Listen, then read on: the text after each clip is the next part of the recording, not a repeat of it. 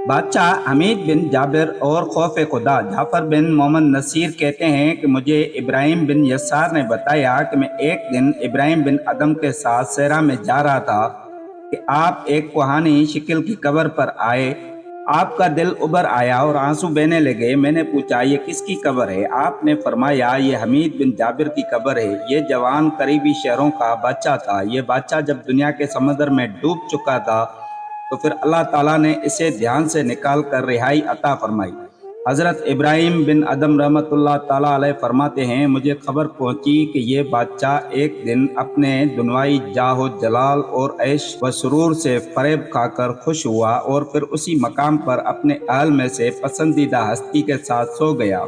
क्या देखता है कि उसके सराहने एक शख्स खड़ा है जिसके हाथ में किताब है। उसने किताब उसके हाथ से पकड़ी और उसे खोल कर देखा तो उसमें आब